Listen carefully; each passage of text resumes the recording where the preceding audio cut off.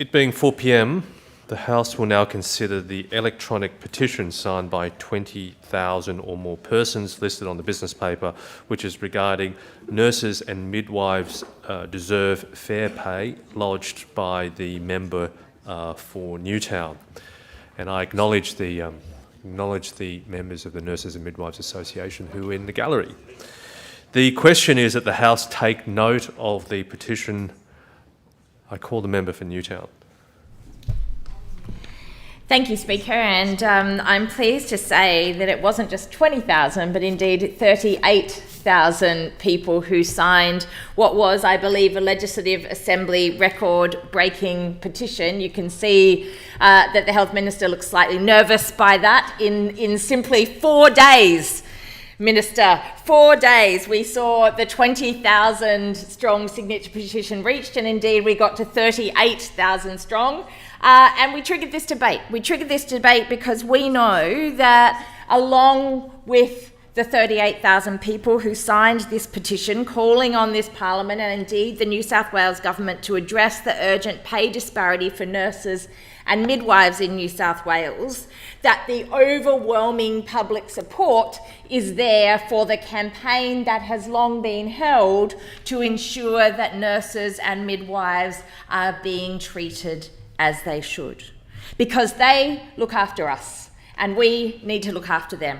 And it is as simple as that. As the petition states, nurses and midwives earn significantly less than their interstate counterparts, affecting workforce retention, recruitment and patient safety. And the demands, Minister, from this petition are clear, urging the government to 1, provide nurses and midwives with 15% pay increase. 2, develop and commit to a plan for interstate pay parities, ratios in every public health service. That's right, Minister, actual ratios in all areas. We remember the chants, 1 and 3 in ED, 1 and 4 on the floor, mums matter, babies count. In fact, I remember all of these on the government benches when they were on the opposition side, standing with their placards saying 1 and 3 in ED, mums matter, babies count. We were all chanting it out. And yet now, in government, what do we see?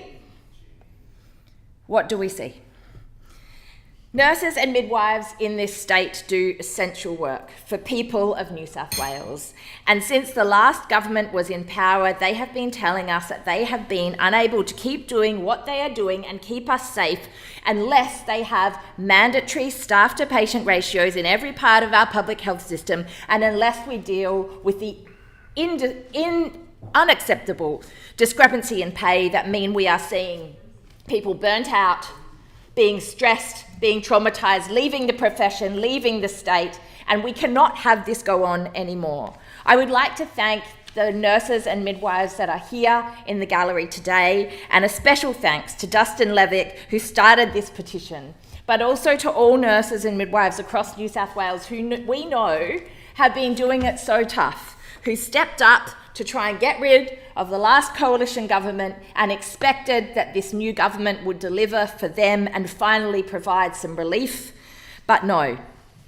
Can I say that the Greens are in full support of your demands for fair pay and safer working conditions, which is why I absolutely wholeheartedly offered to sponsor this petition when our office was approached by Dustin, a nurse who actually lives just outside the electorate of Newtown in a Labor-held seat, and in making this approach said that their party had failed to act to improve the pay and conditions of nurses in New South Wales, and that nurses had indeed hoped that the New South Wales Labor Party had hope in them, but unfortunately found little support there either, with current government's wage offer keeping our wages far below those in every single other Australian state. Just recently, the government offered a 40% pay increase to New South Wales Police. We know that it is possible.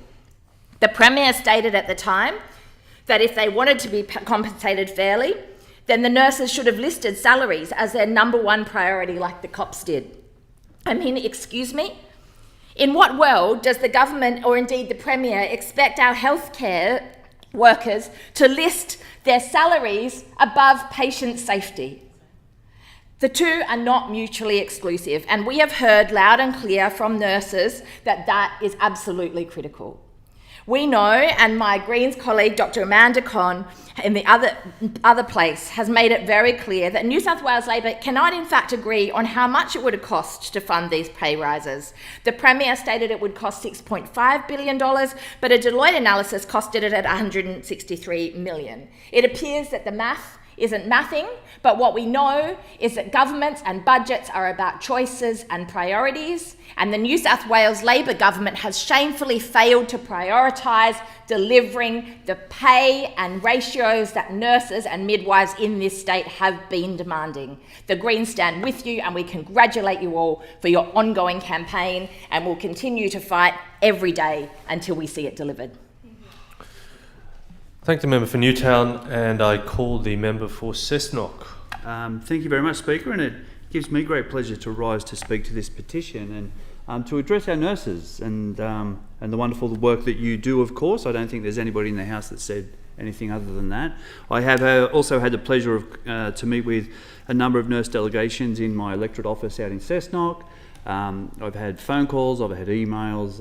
You're campaigning very strongly. I congratulate you for that, and long may that be the case. I mean, I don't want to get into a tit for tat and a nit for nat with my good colleague over there from Newtown, but the truth is that I do hear the Greens come in here and promise a lot to a lot of groups, knowing that ultimately the Greens, I don't think in my lifetime will hold a majority in the House and have responsibility of Treasury, but I do want to make that point because it's difficult. It's difficult for us with the responsibilities that we have around the entire... Member for Newtown, We listen to you. You were heard in silence.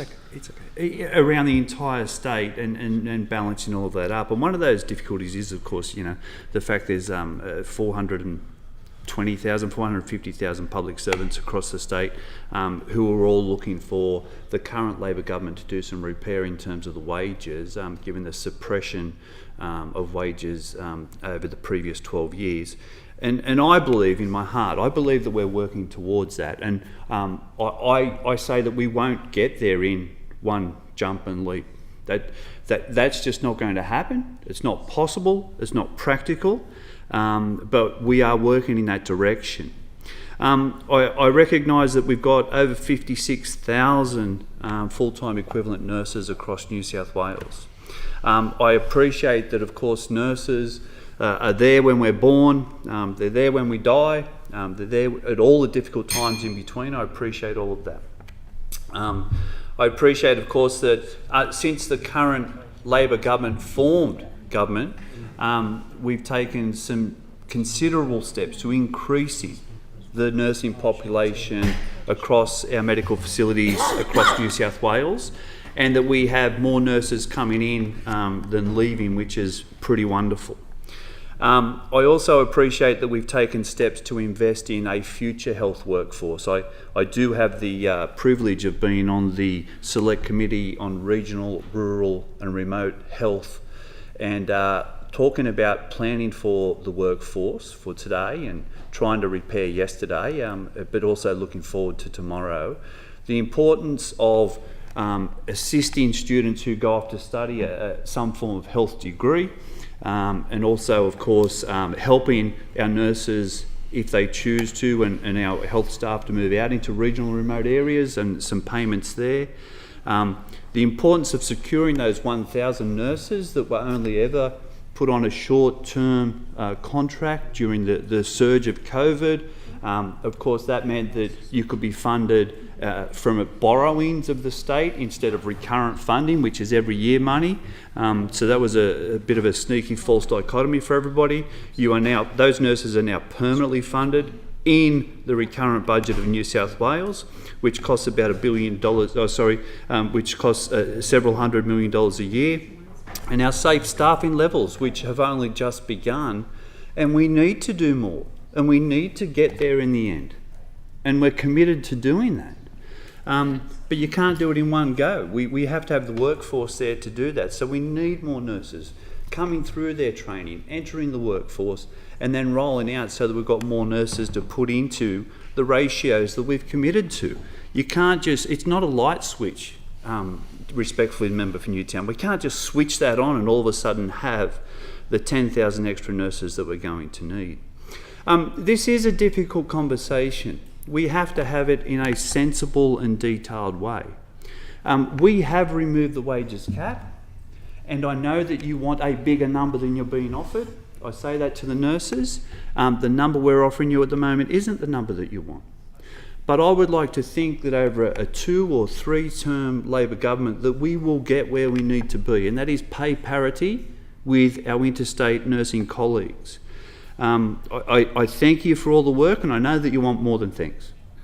But in this House right now, and with the Minister sitting beside me who'll talk in more detail about what is happening and what options are on the table, I sincerely thank you for all the work. I sincerely thank all of the nursing community throughout the Cessnock electorate, and you are welcome to talk to me any day of the week. Thank the member for Cessnock. I call the member for Vaucluse. Thank you, Mr. Speaker. And at the outset, I want to acknowledge the nurses and midwives who are here in the gallery, and of course those watching at home as well. Since becoming the Shadow Health Minister, I've had the opportunity to meet with many of you and to hear your stories and your experiences, to listen to what made you go into this profession and the pressures that you are constantly under. You tell me that you love the work you do, you really love it, that's why you do that job, but you don't feel valued right now, and I hear that from you.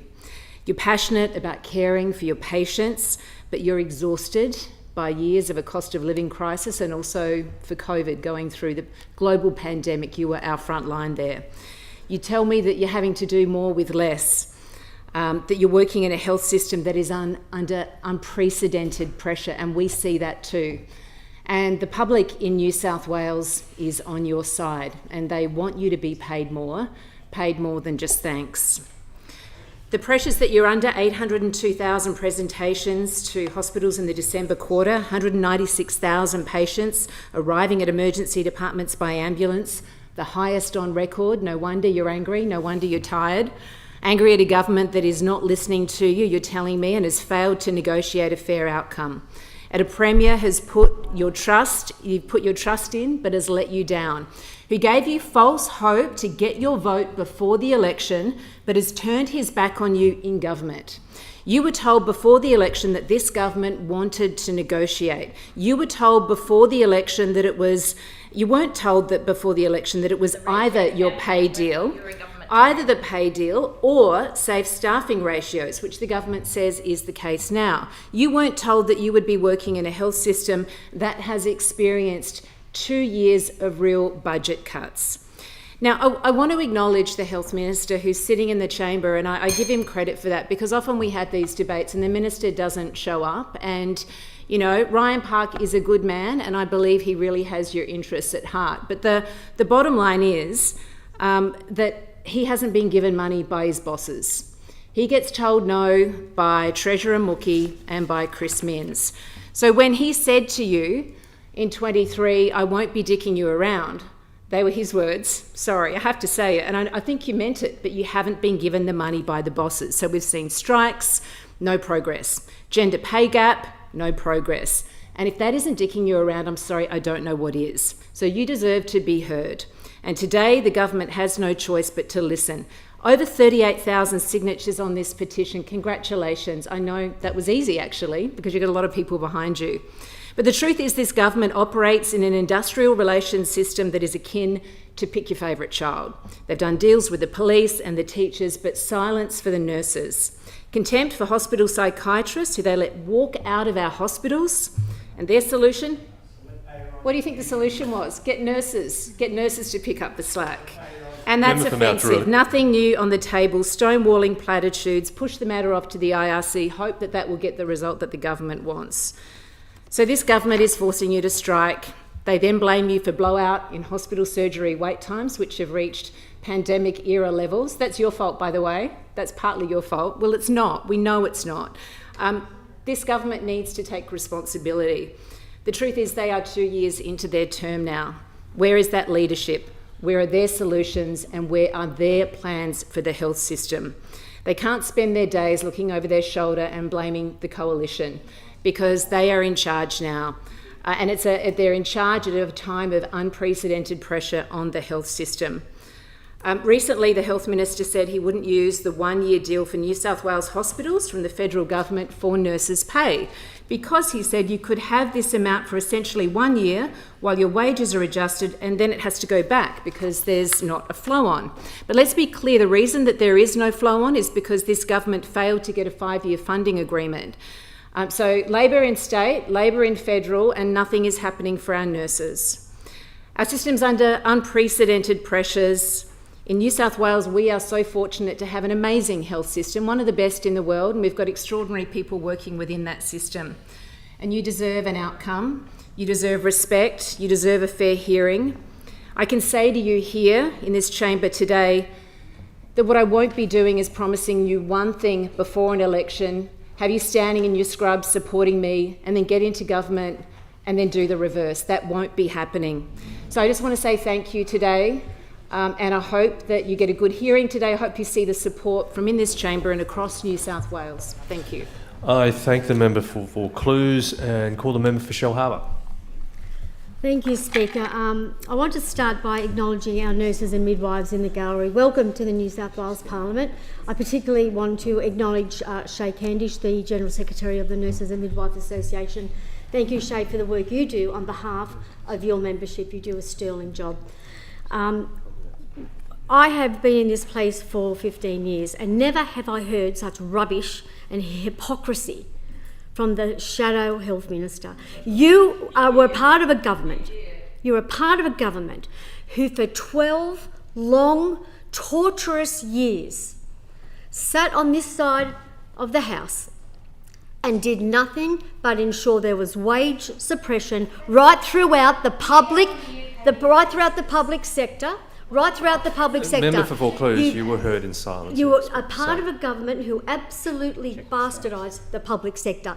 We all know that the Liberals and Nationals do not like public health workers. Just look, your mate Peter Dutton, Member for Vaucluse. He wants to sack 36,000 workers. How do you think that's going to go down with the nurses and midwives? 36,000 workers. Don't you dare come into this place and pretend you are high and mighty and you are on the side of these You're on a call. Member for Vaucluse has 2 calls. Sometimes the truth hurts, but it is true. I stand here and speak the truth. Speaker, I have the greatest respect for nurses and midwives, particularly in my electorate of Shellharbour. People like Glenn Hayes, an absolutely outstanding delegate, Siobhan Cow, Nadia Rodriguez, Mr. Demosky, I can't remember her first name, Silvana Demosky, an incredible human being. They stood side by side with Labor to fight the coalition at the 2018, I believe it was, right? 5 public hospitals were going to be privatised under this lot. Let's not forget what they wanted to do. 5 public hospitals to be privatised. And who stood with the nurses and the midwives and the admin staff and everybody that worked in those hospitals? It was Labor. It wasn't you, and it wasn't you either. It was the Labor opposition that stood with our union mates to make sure that our public hospitals weren't privatised. How dare you come in here and just say what you just said? You have no idea what we've been through in that 12 years. And let's not forget what will happen if there is a re-elected coalition. You know what will happen? The wages cap will go straight back on. Your mate Peter Dutton he's already said it. He's already confirmed that. You'll all fall into line with that. Do I, Speaker? They won't give us an answer. Speaker. If you think that... Member for Goulburn, you're a call. Do you want a wages cap or not?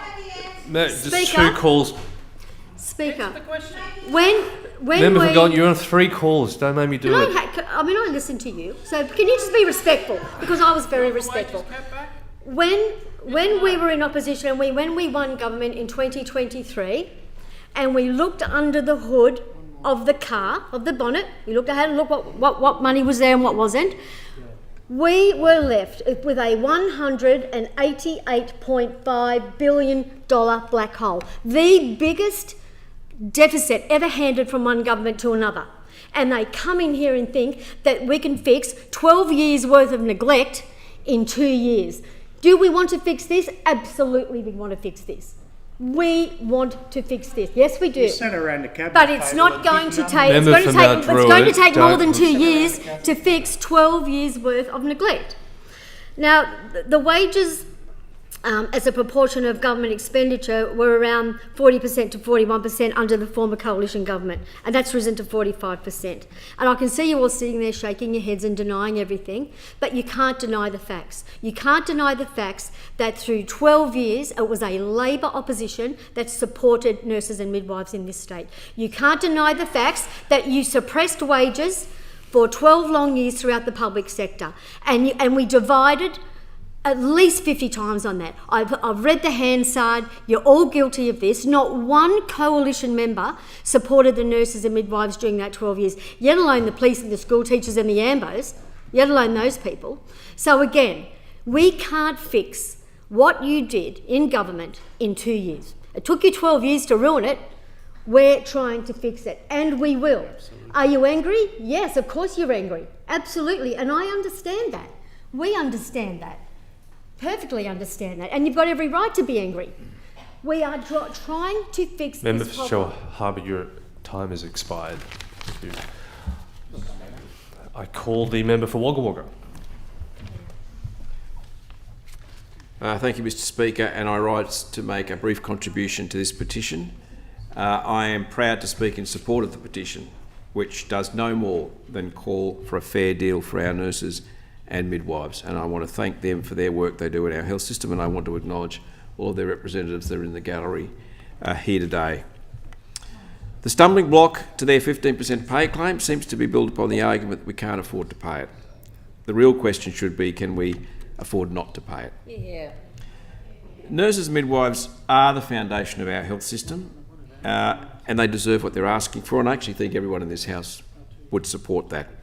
They are the foundation of our health system. I speak as a current medical practitioner and someone who's worked in the health system for many years. The health system is very much a nursing system.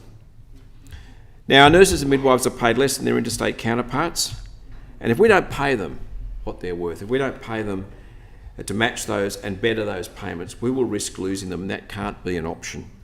And without an adequate nursing staff, our health system cannot function. And if anyone needs convincing of the value of nurses to New South Wales and the value of midwives, look no further than the current maternity crisis in rural New South Wales, where a severe shortage of midwives, along with other health professionals, but midwives, is creating maternity deserts, putting the lives of women and babies at risk and threatening the future of small communities. In August last year, Mr. Speaker, in a private member statement to this place, I spoke of the letters that I had received from members of the Wagga Wagga branch of the New South Wales Nurses and Midwives Association. I want to acknowledge the work of Karen Hart and the team down there who are the organisers.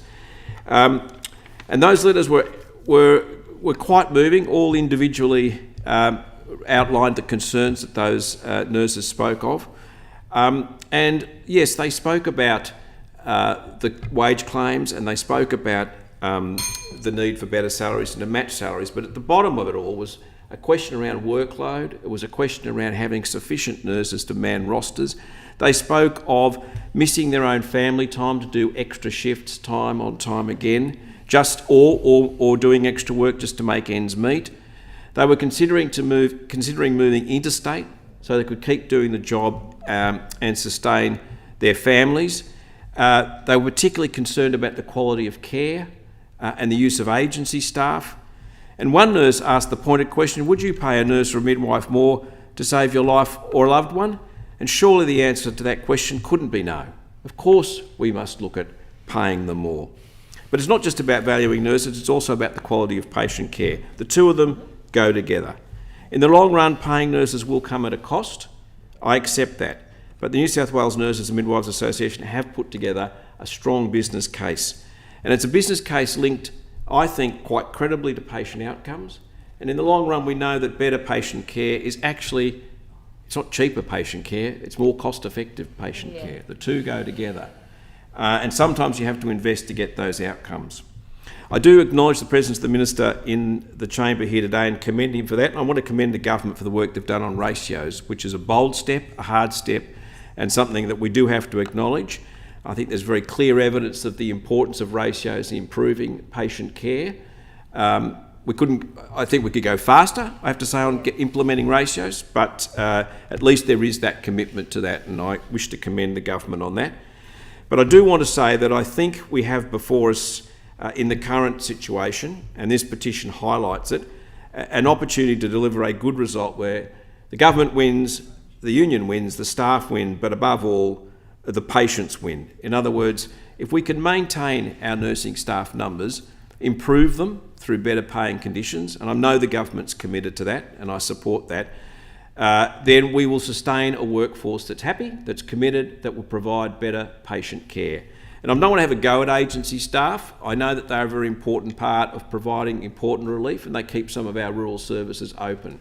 But effectively, the use of agency staff means that in some situations you've got people who come into a facility are paid more to do the same job as people working next to them. It's effectively providing a sort of pay rise without one.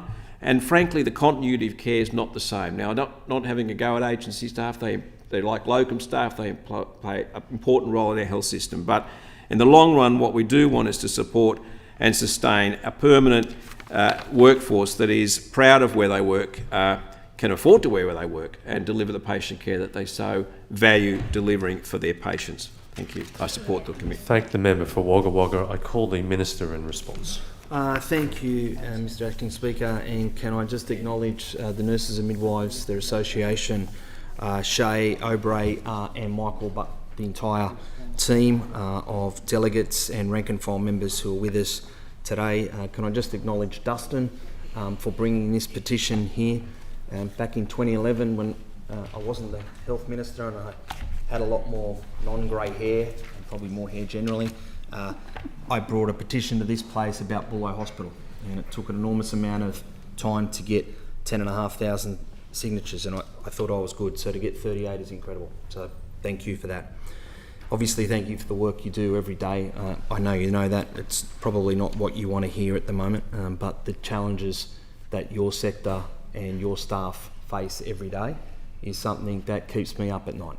I'm not going to be a minister who gets a real lot of joy out of opening new buildings and new facilities. I understand they're important, and for some ministers that is the reason why they get out and out of work to go to work every day. That's not my drive.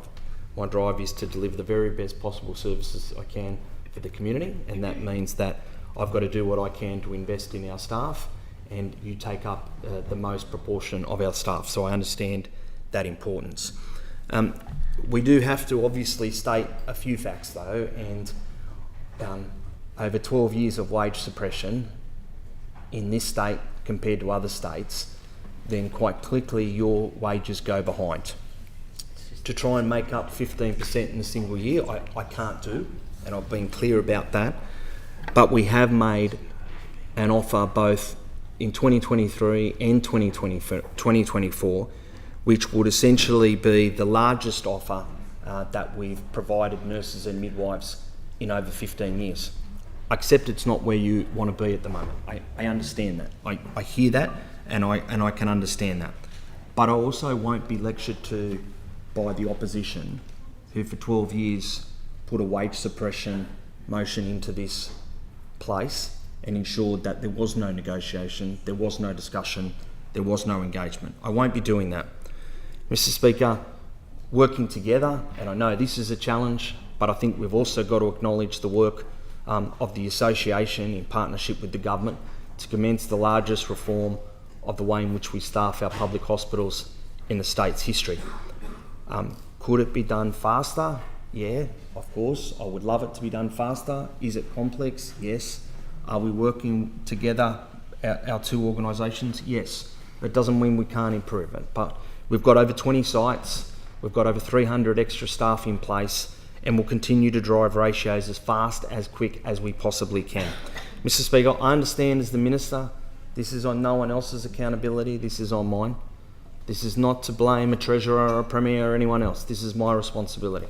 And I will continue to engage with the workforce. I will do it transparently, I will do it honestly. We have not got a deal yet, but it is something that I'm continuing to work on, continuing to work through in the same way in which we will continue to roll ratios out as fast as we possibly can. It doesn't mean that there's not going to be headwinds along the way. It doesn't mean there's not going to be challenges. But I can assure you, you have a minister and a government who will continue this engagement, continue to work with you, continue to work through those challenges, and do our very best to show you the support that you need and deserve. Thank the Minister. And I call the mover of the petition in response. Thank you, Speaker, and I'd like to thank the members for Cessnock, the Minister for Health, the member for Shellharbour, the member for Vaucluse, the member for Wagga, for participating in this petition. I also would like to acknowledge that the member for Balmain is in the chamber.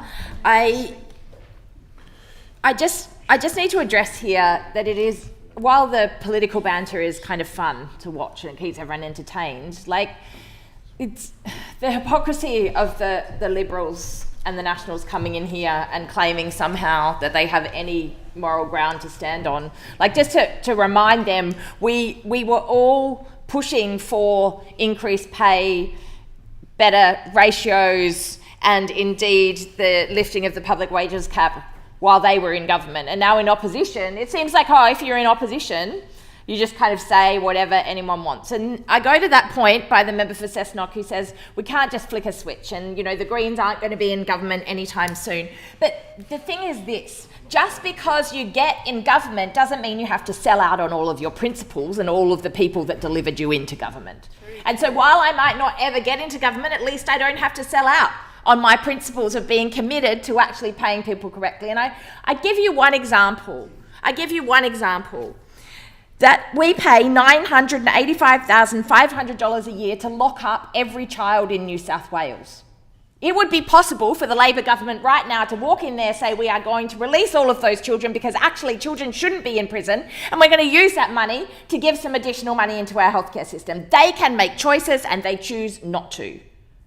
I want to acknowledge Dr. Amanda Conn, who's here, who will continue to work closely with the nurses, Shay from the Nurses and Midwives Association, and thank you all for bringing this petition to us today. And remember that at the heart of this, there are nurses and midwives that are struggling every day because of the failure for this government to act. Thank the member for Newtown. The question is that the House take note of the petition. All of that opinion say aye. To the contrary, no. I think the ayes have it. The ayes have it.